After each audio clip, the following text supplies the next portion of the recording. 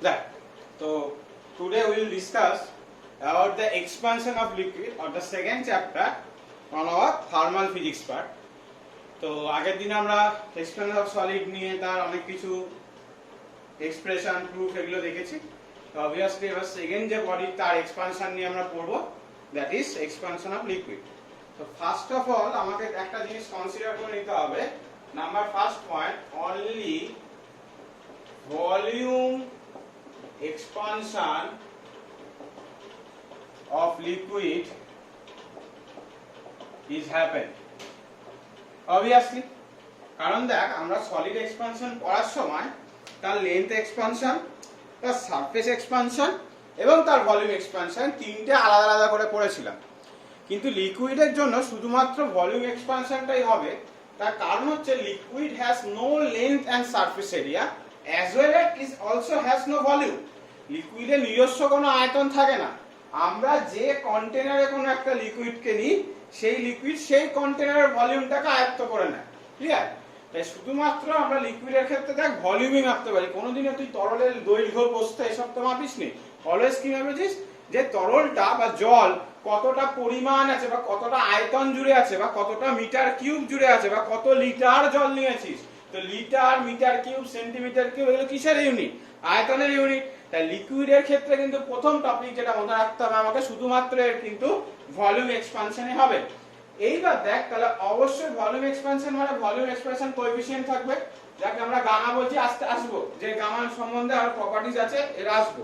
Gamma আমরা আগের দিন পড়েছিলাম, মনে কর সলিডের ক্ষেত্রে ভলিউম এক্সপানশন কোএফিসিয়েন্টকে আমরা গামা দিয়ে ডিনোট করেছিলাম। তাহলে লিকুইডের ক্ষেত্রে সলিড এক্সপানশন কোএফিসিয়েন্টকে আমরা গামা এল দিয়ে ডিনোট করছি। বলা হচ্ছে gamma L would be greater than the gamma of solid. মানে জেনারেলি দেখা গেছে যে লিকুইডের ভলিউম এক্সপানশন কোএফিসিয়েন্ট যে কোনো সলিডের ভলিউম এক্সপানশন কোএফিসিয়েন্টের তুলনায় যে কোনো সময় কিন্তু তার ভ্যালু বেশি হবে। তো this is the first concept. এইবার আমরা অ্যাকচুয়ালি এক্সপানশন অফ লিকুইডে ঢুকছি বা এক্সপেরিমেন্টালি প্রুফগুলোতে আমরা আসবো। তো দেখ ফার্স্ট যে টপিকটা আমার দরকার একটা ছবি, সেই ছবিটা একটু ভালো করে বুঝবি। আমি ইচ্ছা করে একটু বড় করে আঁকছি। একটা ফ্লাক্স নিয়েছিস যার মুখটা একটা চোঙাকৃতি আছে, আর এই হচ্ছে আমার ফ্লাক্স, এখানে আমি ধর লিকুইড কোন একটা নিয়েছি। তাহলে ইনিশিয়ালি লিকুইড ধরে নে ও পজিশনে ছিল। তাহলে এটা কোন position? t equal to 0 position. মানে একদম ইনিশিয়ালি লিকুইড কোথায় ছিল? ও পজিশনে ছিল। তাহলে আমরা সেটা লিখতে পারি ইনিশিয়ালি লিকুইড লেভেল ছিল at পয়েন্ট ও। এইবার নিচে আমি বুনসেন বার্নার দিয়ে গরম করছি। তাহলে প্রথম গল্পটা দেখ, প্রথমে একদম ফার্স্টে হিটটা কে পাবে? যে গ্লাস কন্টেনারটা নিয়েছি সে পাবে না। কন্টেনারটা জেনারেলি যে কোনো আমরা কন্টেনার গ্লাসেরই তৈরি হয়। দেখবি এক্সপেরিমেন্টালি যে কোনো কেমিস্ট্রি ল্যাবে যা কিছু মানে ইউজ করা হয় সবকিছু গ্লাসের মেটেরিয়াল দিয়ে ইউজ করা, কারণ গ্লাস জেনারেলি নন রিঅ্যাক্টিভ এলিমেন্ট। জেনারেলি আমি ওই কন্টেনারের মধ্যে যেরকম লিকুইডই নিই না কেন সেটা কোনোদিনই গ্লাসের সাথে জেনারেলি রিঅ্যাকশন করে না বলে জেনারেলি এক্সপেরিমেন্টালি যেরকম ফ্লাস্ক বা পিপেট বল আস্তে আস্তে তোরা কেমিস্ট্রিতে শিখবি, তারপরে হচ্ছে টেস্ট টিউব সবই গ্লাসের বানানো হয়। তাহলে অবভিয়াসলি প্রথমে ওই কন্টেনার বা সলিড মেটেরিয়াল যেটা গ্লাস সে পাবে। তাহলে ফার্স্টে কি হবে? সে এক্সপ্যান্ড করার চেষ্টা করবে। তাহলে সে যখন এক্সপ্যান্ড করবে তাহলে জল অবশ্যই কিছুটা বা লিকুইড অবশ্যই কিছুটা কি নেমে যাবে। তাহলে এ পয়েন্টে আসবে, এটা হলো t ইকুয়াল টু t1। তাহলে আমরা লিখতে পারি after heating glass container get expanded and liquid level এখন কততে আছে বল? a পয়েন্টে আছে, তাই তো? এইবার হিটটা লিকুইডে পৌঁছাবে এবং আমরা একটু আগে একটা ধরেই নিলাম, আমি বলেই নিলাম যে লিকুইডের গামা বা লিকুইডের ভলিউম এক্সপানশন যে কোনো সলিড এক্সপানশনের তুলনায় বেশি হবে। তাহলে এইবার লিকুইডটা হিট পেয়ে এক্সপ্যান্ড হচ্ছে। তাহলে লিকুইড যদি এবার হিট পেয়ে এক্সপ্যান্ড হয় তাহলে সে পৌঁছালো a থেকে b পয়েন্টে। এটা হচ্ছে টাইম t2। ক্লিয়ার? তাহলে এটা ফার্স্ট, এটা সেকেন্ড, থার্ড কি? নাও liquid gets expanded to B.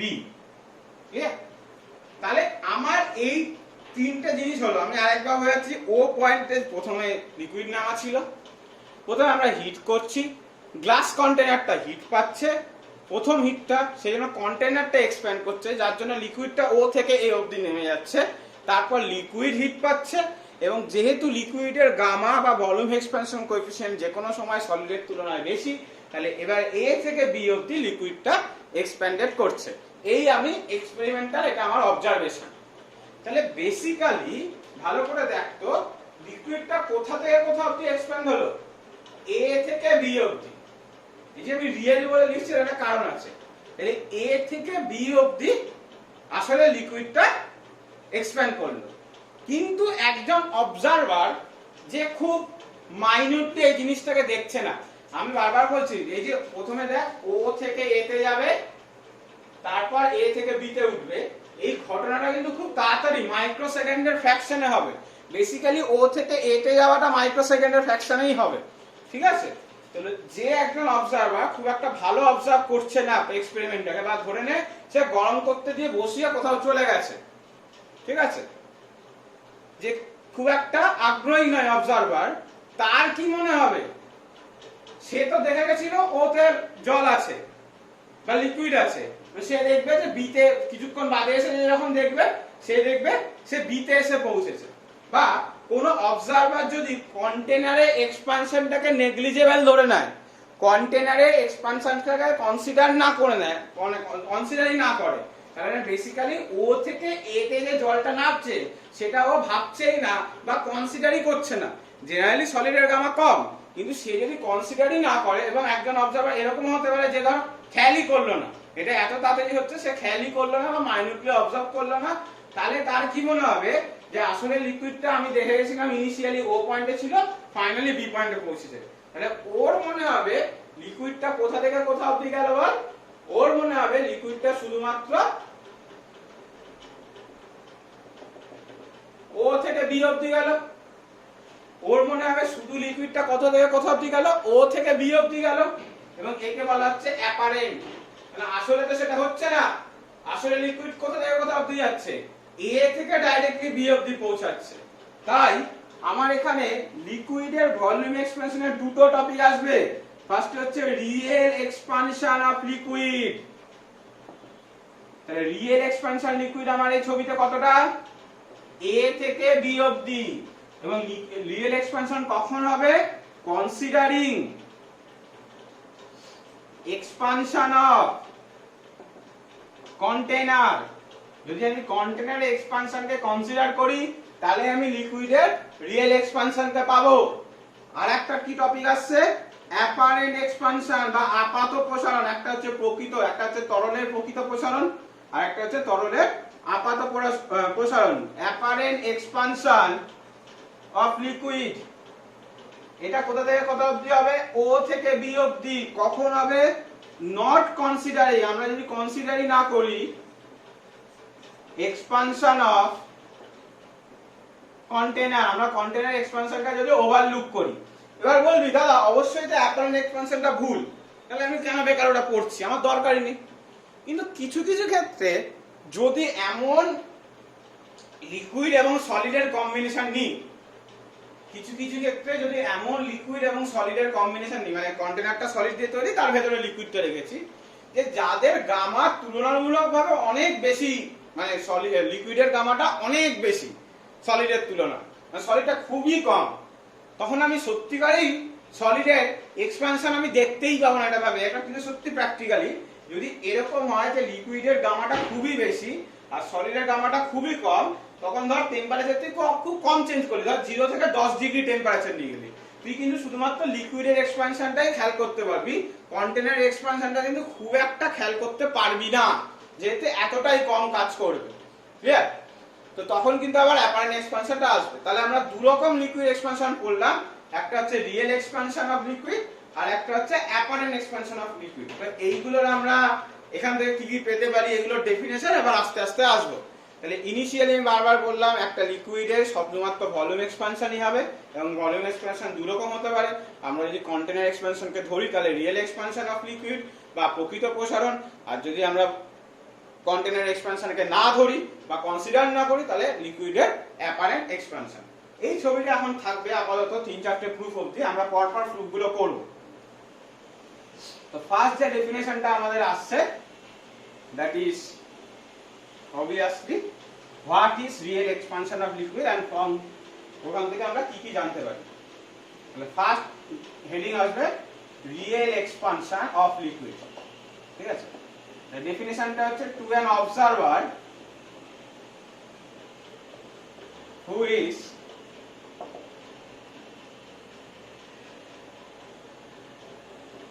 watching carefully such that he considered the expansion, আমি শর্ট ফর্মে লিখছি, তোরা কিন্তু ফুল ফর্মে লিখবি, of container, then the expansion of liquid is known as real expansion। বা বাংলায় যদি আমরা বলি, একজন পর্যবেক্ষক যে কন্টেনার বা পাত্রের প্রসারণকে গ্রাহ্য করে তখন তরলের যেরূপ প্রসারণ হয় তাকে প্রকৃত প্রসারণ বলে। তাহলে অবভিয়াসলি এখানে কি আসছে বল, আমার যদি T1 ডিগ্রি সেন্টিগ্রেডে V1 তরলের ভলিউম হয়, T2 ডিগ্রি সেন্টিগ্রেডে V2 আমার ভলিউম হয়, ঠিক আছে। তাহলে গামা আর বা real expansion coefficient of liquid, real expansion coefficient of liquid বা তরলের প্রকৃত প্রসারণ গুণাঙ্ক, সেটার ডেফিনেশন কি হবে, V2 minus V1 by V1 into T2 minus T1। যেরকম জেনারেলি গামার ফর্মুলা হয়ে থাকে, শুধু আমরা গামা আর দিয়ে কেন লিখছি, এটা লিকুইডের রিয়েল পার্ট বলে। সেখান থেকে আমরা কি লিখতে পারি, V2 equal to V1 into 1 plus gamma R T2 minus T1। This will be the relation of volume for real expansion of a liquid। সবার ক্লিয়ার? তাহলে একজন অবজারভার যে কন্টেনারের এক্সপানশনটাকে কনসিডার করছে, তখন আসলে লিকুইডের যে এক্সপানশনটা সেটাই প্রকৃতপক্ষে লিকুইডের আসল এক্সপানশন, এবং সেই এক্সপানশন কোএফিসিয়েন্ট বা গুণাঙ্ক যে কনস্ট্যান্টটা আসে বেসিক্যালি, সেই কনস্ট্যান্টটাকে আমরা কি দিয়ে লিখছি, গামা আর, গামা সাফিক্সে আর, যাতে আমরা রিয়েল এক্সপানশনটা বোঝাতে পারি। এবং যথারীতি the expression will get equal to V2, মানে T2 ডিগ্রি সেন্টিগ্রেডের volume will be equal to V1, that is T1 degree centigrade volume, in a third bracket 1 plus gamma R into T2 minus T1, and the T2 minus T1 denotes the temperature change। Clear? এরপর যে জিনিসটা আছে that is called apparent expansion বা আপাত প্রসারণ। তাহলে to an observer who is watching not so carefully, such that he does not consider the expansion of the container, then the expansion of liquid is known as apparent expansion। তাহলে একজন পর্যবেক্ষক যে পাত্রের প্রসারণকে অমান্য করে বা পাত্রের প্রসারণকে গ্রাহ্য করে না বা ধরে না, এটাও লিখতে পারিস, তার ক্ষেত্রে সেই সময় তরলের যেরূপ প্রসারণ হয় তাকে অ্যাপারেন্ট এক্সপানশন বলে। তাহলে এগেন T1 ডিগ্রিতে যদি ভলিউম V1 হয় আর T2 ডিগ্রি সেন্টিগ্রেডে যদি ভলিউম V অ্যাপারেন্ট বা V2 হয়, V2 ও লিখতে পারিস, কিন্তু বাট এই V2টাকে তুই একটা A দিয়ে লিখতে পারিস, কারণ এটা অ্যাপারেন্টলি হচ্ছে, আসলে কিন্তু তরলের ভলিউম V2 না, অ্যাপারেন্টলি V2 হচ্ছে, অ্যাপারেন্টলি, ঠিক আছে। তাহলে আমার অ্যাপারেন্ট এক্সপানশন কোএফিসিয়েন্ট বা গামা A, যেটাকে আমরা বলে যাচ্ছি অ্যাপারেন্ট এক্সপানশন কোএফিসিয়েন্ট বা আপাত প্রসারণ গুণাঙ্ক, that will be V2 apparent minus V1 by V1 into T2 minus T1। তাহলে সেখান থেকে আমি পাবো V2 apparent equal to V1 into 1 plus gamma A into T2 minus T1, মানে রিলেশনটা একেবারেই সেম রিয়েল আর অ্যাপারেন্ট এক্সপানশনের যে T2 ডিগ্রি সেন্টিগ্রেড ভলিউমের যে রিলেশনটা, যে V2 V1 into 1 plus gamma T2 minus T1, এটা সেম। যখন আমি রিয়েল ধরছি শুধু গামাটাকে গামা আর লিখবো, যখন অ্যাপারেন্ট ধরছি তখন গামাটাকে গামা সাফিক্সে এ লিখবো। ক্লিয়ার? তাহলে এখানে কিন্তু আমরা কি হচ্ছে কন্টেনারের এক্সপানশনকে কিন্তু আমরা খুব একটা গ্রাহ্য করছি না, যার জন্য কিন্তু আমার এখানে আপাত প্রসারণের গল্পটা আসলো, যেন অবজারভার যে কন্টেনারের প্রসারণটাকে গ্রাহ্য করছে না তার জন্য যেরকম তার মনে হবে, তার এক্সপেরিমেন্টাল ভ্যালু কার উপর ডিপেন্ড হবে, তার এক্সপেরিমেন্টাল অবশ্যই গামা এ এবং সে অবশ্যই V2 সাফিক্সে এটাই তার ভলিউম মনে হবে, কারণ সে কন্টেনার এক্সপানশনে কনসিডার করছে না। ঠিক আছে? এরপর যেটা সবথেকে ইম্পর্টেন্ট টপিক, যেটা হচ্ছে আমার এই যে আমি পড়লাম রিয়েল এক্সপানশন অ্যাপারেন্ট এক্সপানশন সবকিছু বুঝলাম, কিন্তু এদের মধ্যে রিলেশনটা কি, এদের মধ্যে রিলেশনটা কি, যে আদৌ এদের মধ্যে মেইন রিলেশনটাকে আমরা কিভাবে লিখতে পারি। দেখ, তাহলে আমরা হেডিং করতে পারি relation between apparent and real expansion. তা আমরা প্রথমে ধরে নিচ্ছি যে সবকিছু 0 ডিগ্রিতে করা হচ্ছে, ঠিক আছে? তাহলে আমি ধরে নিচ্ছি লেট এক 0 ডিগ্রি সেন্টিগ্রেড বা T1 ধরেই করা, অসুবিধা নেই, বারবার চেঞ্জ করা দরকার। এক T1 degree centigrade volume of container হচ্ছে V1। তাহলে T1 ডিগ্রি সেন্টিগ্রেডে ভলিউম অফ লিকুইডও কত? V1। আমি ধরছি পুরো কন্টেনারটা আমি লিকুইড দিয়ে ভরিয়ে দিয়েছি, ঠিক আছে? এবার টেম্পারেচার বাড়িয়েছি, তাহলে এক T2 degree centigrade volume of container, তো অবশ্যই সলিডের এক্সপানশন হবে, কন্টেনারটা ভলিউম থেকে বেড়ে হয়ে গেছে ধরে নে VT সাফিক্সে কি আছে, আর এক T2 degree centigrade real expansion বা রিয়েল ভলিউম যদি আমি বলি অফ লিকুইড কত? VR। আর T2 ডিগ্রি সেন্টিগ্রেডে অ্যাপারেন্ট ভলিউম অফ লিকুইড কত? VA। এই পাঁচটা জিনিস আমি কনসিডার করেছি, ঠিক আছে? Now what we can write? We can write that is the real expansion. Real expansion টাকে আমরা কিভাবে লিখতে পারি? দেখ, এই ছবি থেকে একটু দেখ, লক্ষ্য কর, A থেকে B যদি আমরা লিখি, বেসিক্যালি সেটা রিয়েল এক্সপানশন পার্টটা না, should be equal to AO plus OB। Simply জ্যামিতি দেখে AB equal to AO plus OB। Now AB কে আমরা আলফা দিয়ে গুণ করছি, সিমিলারলি AO কেও আলফা দিয়ে গুণ করছি, OB কেও আলফা দিয়ে গুণ করছি, এবং পাশে লিখছি আলফা হচ্ছে এরিয়া অফ দা টিউব, এটার ক্ষেত্রফলে মুখে যে চোঙাকৃতির পোরশনটা আছে তার এরিয়া বোঝাচ্ছে। তাহলে ভালো করে লক্ষ্য করে দেখো, AB হচ্ছে লেন্থ, আলফা হচ্ছে এরিয়া, তাহলে AB ইনটু আলফা ভলিউমকে কনসিডার করছে না, মাত্রাগত দিক দিয়ে ভাব, ডাইমেনশনাল কনসিডার কর। AB হচ্ছে লেন্থের ডাইমেনশন, আলফা হচ্ছে এরিয়ার ডাইমেনশন, এরিয়া মানে কত? L square. তাহলে L স্কয়ারের সাথে L গুণ করলে কি হয়ে যায়? L কিউব, যেটা একটা ভলিউমকে বোঝায়। তাহলে AB ইনটু আলফা বেসিক্যালি কি বোঝাচ্ছে? যে কতটা ভলিউমের জল A থেকে B তে পৌঁছাচ্ছে। ক্লিয়ার সবার? AB ইনটু আলফা কি বোঝাচ্ছে?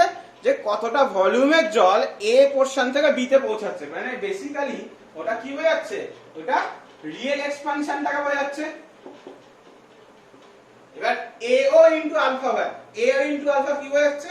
কতটা পরিমাণ জল O থেকে A তে নেমেছে, কার জন্য? কন্টেনারের এক্সপানশনের জন্য। তাহলে এটা কি বোঝাচ্ছে? কন্টেনার এক্সপানশনকে বোঝাচ্ছে। আর OB ইনটু আলফা কি বোঝাচ্ছে? অবভিয়াসলি বুঝতে পেরে গেছিস এতক্ষণে তোরা, অ্যাপারেন্ট এক্সপানশনকে বোঝাচ্ছে। তাহলে অ্যাপারেন্ট অবজারভারের জন্য ওটাই জলের লেভেল বেড়েছে, তাহলে এটা হচ্ছে অ্যাপারেন্ট এক্সপানশন। ক্লিয়ার? তাহলে basically real expansion equal two apparent expansion plus container expansion. Clear? এইবার এটা আমি পেয়ে গেলাম। আর এই দিকে আবার একটা চলছে। আচ্ছা এখান থেকে যায় কি কি পাওয়া যায়, কন্টেনার এক্সপানশন ইকুয়াল টু কত পাবো, ভিটি মাইনাস ভি1, অ্যাপারেন্ট এক্সপানশন ইকুয়াল টু কত পাবো, ভিএ মাইনাস ভি1, আর রিয়েল এক্সপানশন ইকুয়াল টু কত পাবো, ভিআর মাইনাস ভি1। এটা পেয়েছি সবার? আই থিংক সবার ক্লিয়ার। রাইট হ্যান্ড সাইডটা না, আমি উপরে শুধু ছবিটা মুছছি, ছবিটা তো আগেই তোরা এঁকে ফেলেছিস এতক্ষণে, তো আবার যদি ছবিটা রিক্যাপ করতে হয় একটু পেজ উল্টে দেখে নিবি। তা আমি এইবার এইখানে এই কনসেপ্টটা ইউজ করছি যে আমি পেয়ে গেছি real expansion equal two container expansion plus apparent expansion.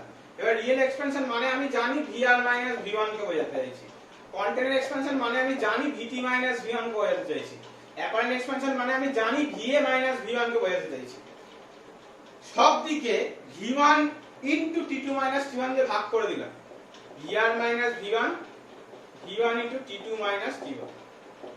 এটাকে একটু আগে লিখছি, ভিএ মাইনাস ভি1 বাই ভি1 ইনটু টি2 মাইনাস টি1। সিমিলারলি এটাকে লিখছি ভিটি মাইনাস ভি1 বাই ভি1 ইনটু টি2 মাইনাস টি1। ক্লিয়ার? খুব ভালো করে লক্ষ্য করে দেখতে, এটা কি দিচ্ছে, গামা আর, ডেফিনেশনটা গিয়ে দেখ, এটা কি দিচ্ছে, গামা এ।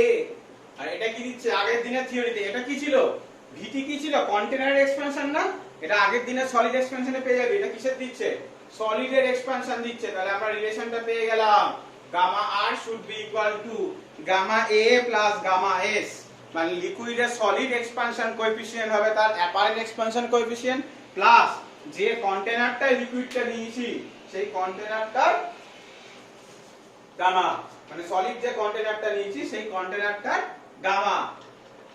ক্লিয়ার সবার?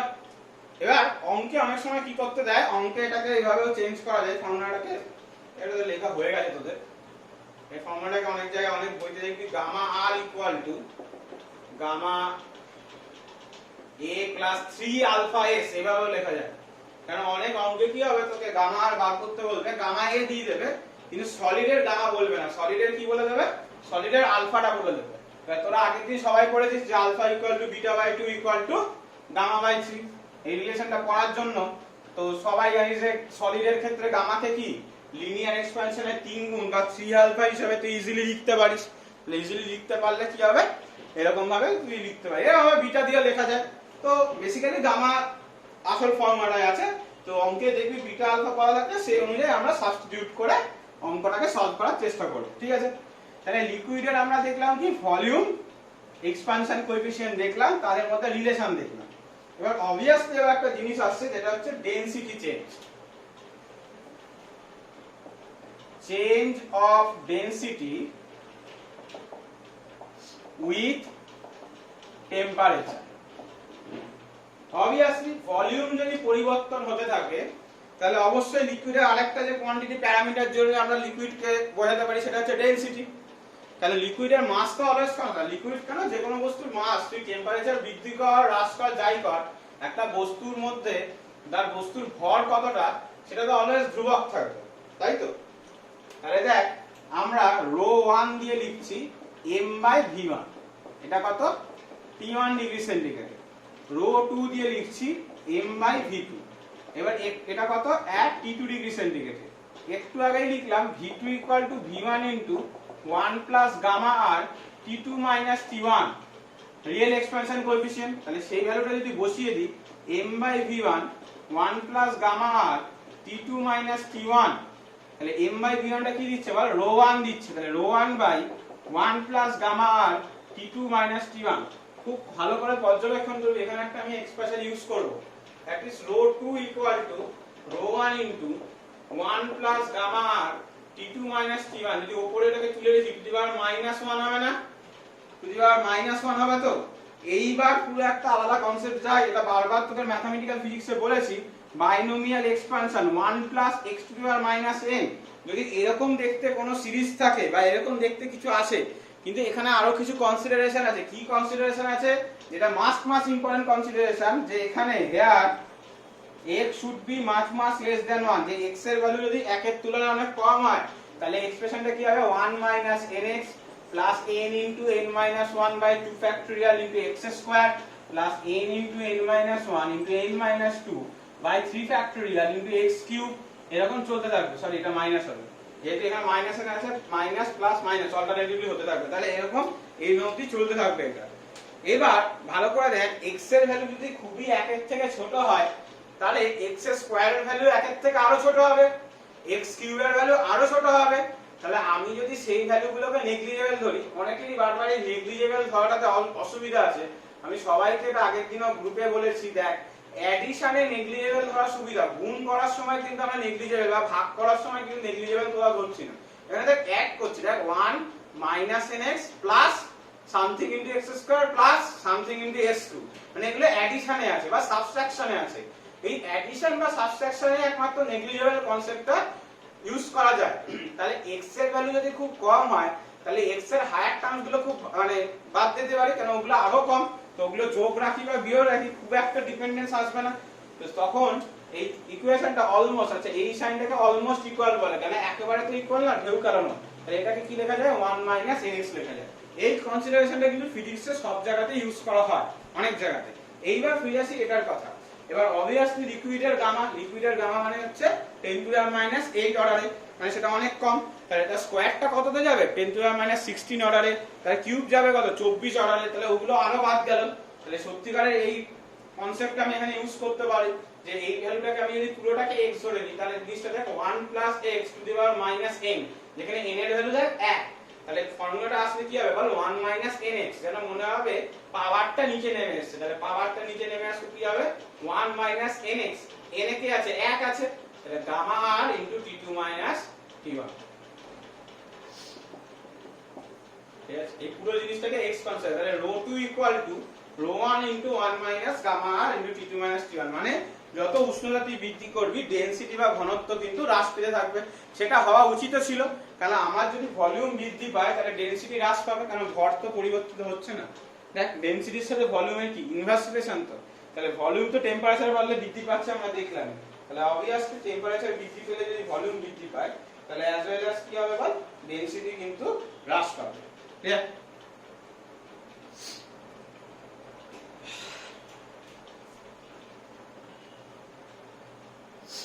তাদের লিখে নে।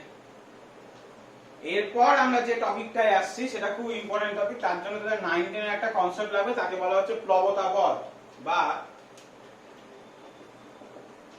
Apparent wait of solid body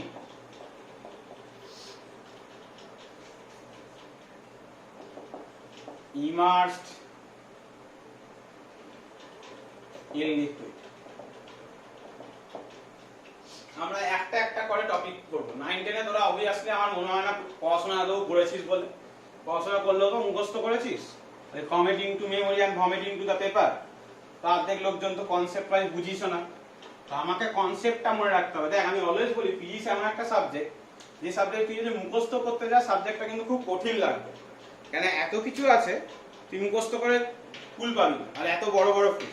তুই যদি একটা কনসেপ্টটা বুঝতে চাস এবং প্র্যাকটিক্যালি, এটা আমি আগের দিনে দেখছিলাম যে সলিড এক্সপেনশনের যেহেতু আমি বলেছি প্র্যাকটিক্যাল গুলো আসে না পরীক্ষা, তোরা কেউ পড়তে চাইছিস না, তো সরি, তো ব্যাপারটা কিন্তু ওরকম না। ওগুলো একমাত্র আমাকে চারিদিকে দেখতে হবে আমার ফিজিক্সটা কোথায় ইউজ হচ্ছে। ফিজিক্স তো লাইফ, কেমিস্ট্রিতে অ্যাটমিক সাব অ্যাটমিক পার্টিকেল হচ্ছে যেগুলো মাইক্রোস্কোপিক ইনভেস্টিগেশনের ব্যাপার, তুই খালি চোখে দেখতে পাবি না। ফিজিক্স এমন একটা মানে লাইফফুল ইভেন্ট বেসিক্যালি, মানে মজাদার গল্প, ফান। তো সেটাকে তো চারদিকে দেখতে হবে, ভিজুয়ালাইজ করতে হবে কোথায় ইউজ হচ্ছে, তাহলে দেখবি তোদের বুঝতেও সুবিধা হবে, মজাও হবে। তো সেই জন্য এই যে এগুলো কিন্তু আমি বলছি, এগুলো কিন্তু যেমন পরীক্ষা হলে আসবেই কনফার্মলি এরকম না, জাস্ট আমি লিকুইডেশনে পড়লাম, ঠিক আছে দুটো ইকুয়েশন পড়লাম, কিন্তু সেটা আমার ইউজ কোথায় হচ্ছে, মানে সেটা আমাকে প্র্যাকটিক্যাল জীবনে কিভাবে প্রভাবিত করছে সেটা এবার আমরা দেখব। আচ্ছা, এটা পড়ার আগে আমি যে পার্টটা পড়াচ্ছি সেটা তোরা 9 10 এ পড়েছিস, দ্যাট ইজ আর্কিমিডিস প্রিন্সিপাল বা প্লবতা বল, এইসব গল্পগুলো একটু সংক্ষেপে পড়াবো, যাতে ভুলে গেলে একবার রিক্যাপ করা যায়। তো বলা হচ্ছে কি প্রথম, যে কোনো লিকুইডের মধ্যে একটা সলিড বডিকে ডোবালে সেই সলিড বডির যতটা ভলিউম বা আয়তন সেটা সম-আয়তন তরলকে অপসারণ করতে পারে। এটা ছিল আমার আর্কিমিডিসের প্রিন্সিপাল। এবার আমি একটাও পড়েছিলাম যে যখন কোনো তরলের মধ্যে একটা কঠিন বস্তুকে নিমজ্জিত করা হচ্ছে, কঠিন বস্তুটার ওজন হ্রাস পায়। কেন? কেন বস্তুটার ওজন কোন দিকে কাজ করে বল? বস্তুটার ওজন নিচের দিকে কাজ করে, কিন্তু বস্তুটার উপর একটা আপথ্রাস্ট বল বা একটা ঊর্ধ্বমুখী বল কাজ করে। কেন এই ঊর্ধ্বমুখী বলটা তৈরি হলো?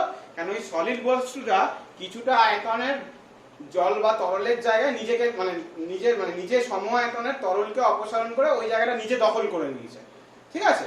তো নিজে দখল করে নেওয়ার জন্য ওর উপর কি হবে, একটা উপরের দিকে প্লবতা বল কাজ করবে, যেটাকে আমরা বি দিয়ে লিখছি। ইংলিশে আসলে বেসিক্যালি বায়োন্সি ফোর্স বলা হয়, তো সেই জন্য বি দিয়ে ডিনোট করা হয়েছে। ক্লিয়ার? এইবার তাহলে আপাত ওজন মানে এখন জলের মধ্যে বা তরলের মধ্যে অবস্থায় অ্যাপারেন্ট ওয়েটটা কত হবে?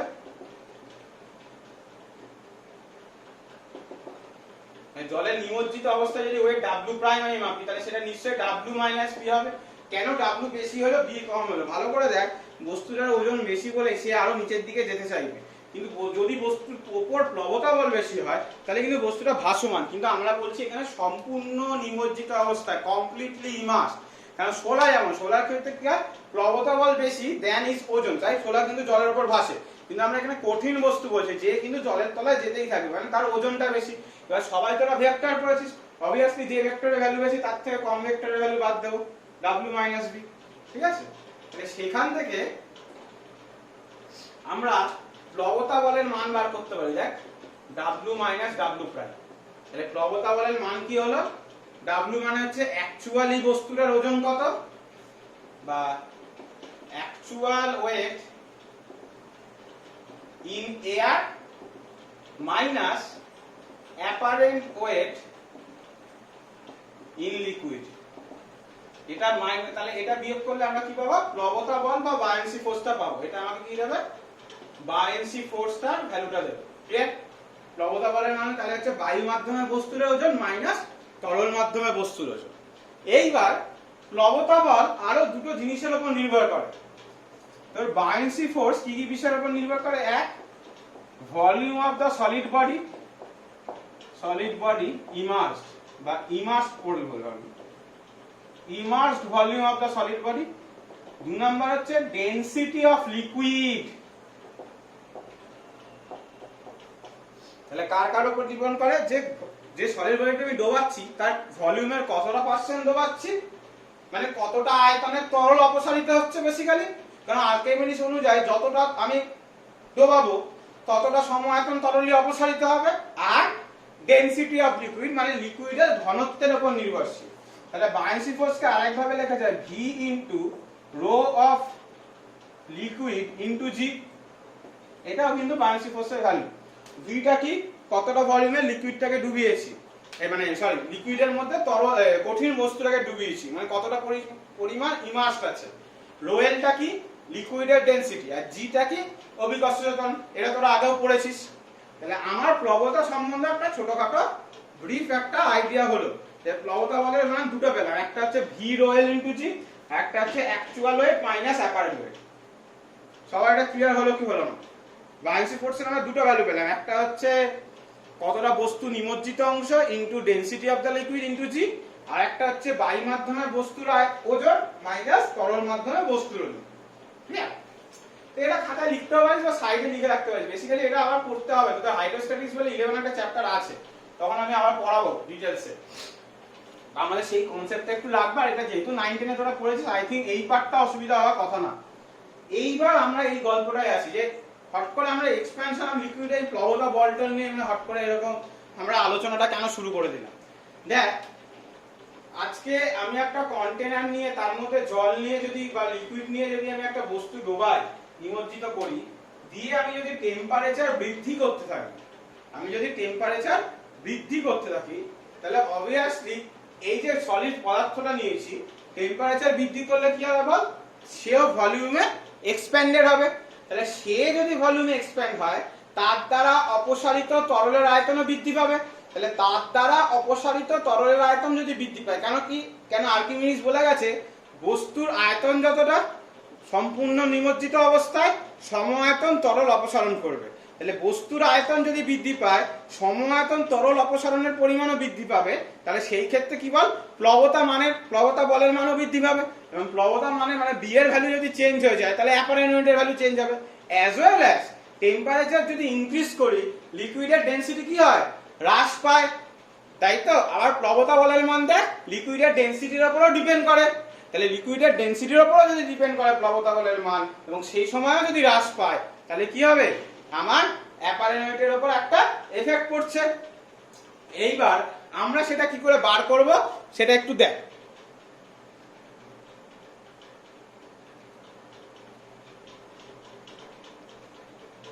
দেখ তো আমরা কি কি জিনিস ধরছি, অবশ্যই সলিডের হলো গামা এস, মানে সলিডের এক্সপেনশন গামা এস আর লিকুইডের এক্সপেনশন গামা আর, এটা তো আছে, ঠিক আছে।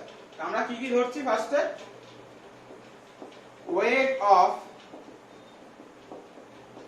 Solid body in air, W ধরে নিলাম। Weight of solid body in liquid, লিকুইডে ডুবিয়ে দিয়েছি, at T1 ডিগ্রি সেন্টিগ্রেড হচ্ছে W1, আর weight of solid body in liquid at T2 degree centigrade, temperature change করেছি, এখন হচ্ছে W2। তাহলে অ্যাপারেন্ট ওয়েট টা কত, W minus W1, apparent weight loss basically. এটা কততে, at T1 ডিগ্রি সেন্টিগ্রেড। এটা মানে লিখলাম m1 ইনটু g, যেখানে m1 টা হচ্ছে মাস অফ ডিসপ্লেসড লিকুইড। আচ্ছা, আমরা একটু আগে পেয়েছিলাম কি বল, buoyancy force equal to W minus W prime, যে এয়ারে ওজন মাইনাস লিকুইডে ওজন। তাহলে বেসিক্যালি বস্তুটার ওজন বা অ্যাপারেন্ট ওয়েট লস বা কতটা বায়ান্সি ফোর্স কাজ করছে, সেটা বেসিক্যালি W মাইনাস এখানে W1, W এর জায়গায় W বসিয়েছি, W প্রাইমের জায়গায় W1, তাহলে আমরা ওটাকে W1 দিয়ে লিখছি বলে। তার মানে বায়ান্সি ফোর্স মানে তো এটাই, কতটা পরিমাণ অ্যাপারেন্ট ওয়েট লস হচ্ছে, কতটা পরিমাণ ওয়েট কমে যাচ্ছে, সেটাকে ধরে নিলাম আবার m1g। কেন, আরে বাবা সেটাকে তো আমি এটা লিখতেই পারি যে কতটা ভলিউমের লিকুইড অপসারিত হয়েছে, লিকুইডের ডেনসিটি ইনটু জি। ক্লিয়ার হলো কি হলো না, এবং ভলিউম ইনটু ডেনসিটিকে মাস লেখা যায়। আর একবার বলছি, W মাইনাস W1 টা কি হয়ে যাচ্ছে, অ্যাপারেন্ট ওয়েটের লস হয়ে যাচ্ছে, যেটা আমার আগের থিওরি অনুযায়ী বায়ান্সি ফোর্স কে বোঝায়। ভালো কথা।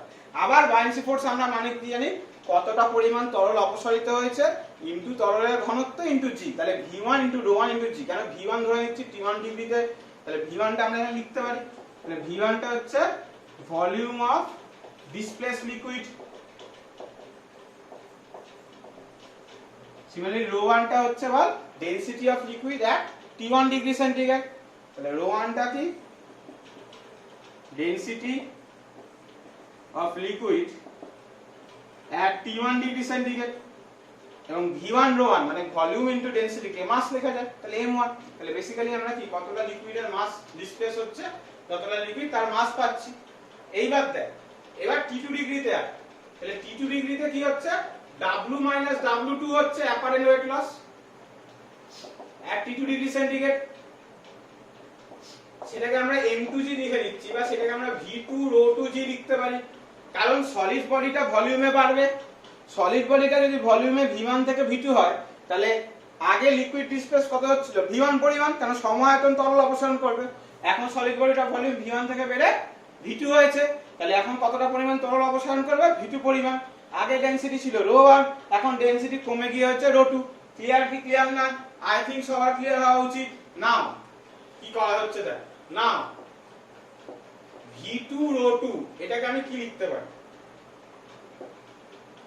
V1 into 1 plus gamma s T2 minus T1। কারণ সলিডের এক্সপানশন কেন ধরছি, তুমি বলবে দাদা তুমি V1 মানে লিখেছো যে কতটা লিকুইড ডিসপ্লেস হচ্ছে তার ভলিউম। আরে বাবা যতটা ভলিউম লিকুইড ডিসপ্লেস হচ্ছে সেটা কার সাথে সমান, সলিড বডিটার ভলিউমের সাথে সমান। তো আর্কিমিডিসের প্রিন্সিপাল অনুযায়ী তাই সলিড ভলিউমটাই, ভলিউম যখন V1 ছিল তাই V1 লিখেছি, টেম্পারেচার বেড়ে V2 হয়েছে তাই V2 লিখেছি। সলিড ভলিউমের ভলিউমের উপরে কিন্তু ডিপেন্ডেন্ট যে কতটা পরিমাণ লিকুইড ডিসপ্লেস হবে। সলিড বডির ভলিউমের উপর ডিপেন্ডেন্ট, কতটা পরিমাণ ভলিউম ডিসপ্লেস করবে, এবং সেই জন্য এখানে কিন্তু সলিড এক্সপানশনের গল্প আমরা নিয়ে এসেছি। ক্লিয়ার? নাও রো 2 মানে কি লেখা যায়? Rho 1 into 1 minus gamma R T2 minus T1, একটু আগেই দেখলাম আমরা।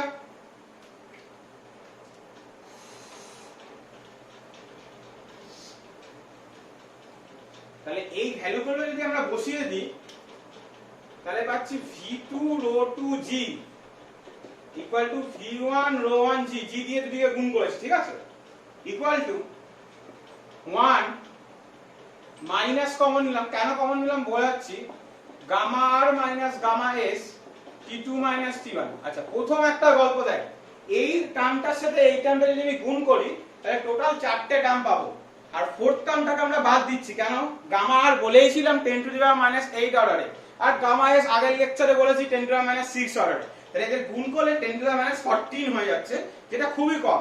তাহলে ওই ফোর্থ অর্ডারটাকে বাদ দেওয়া যায়। এইবার তাহলে 3টে টার্ম পড়ে থাকছে, দেখ এখানে 3টে টার্ম আছে, কিন্তু তোরা বলবি দাঁড়া কোথায়, 2টো টার্ম, এটা ভেতরে গুণ কর, তাহলে দেখবি 3টে টার্ম পাবে। এবার প্রথম দেখ, সিম্পলি গুণ করলে একটা প্লাস গামা এস থাকতো, মাইনাস গামা আর থাকতো।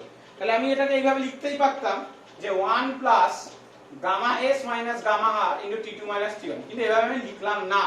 তার কারণটা কি? আজকে লেকচারের প্রথমেই বলে দিয়েছি, লিকুইডের গামা সব সময় সলিডের গামার তুলনায় কি হবে, অনেক বেশি হবে।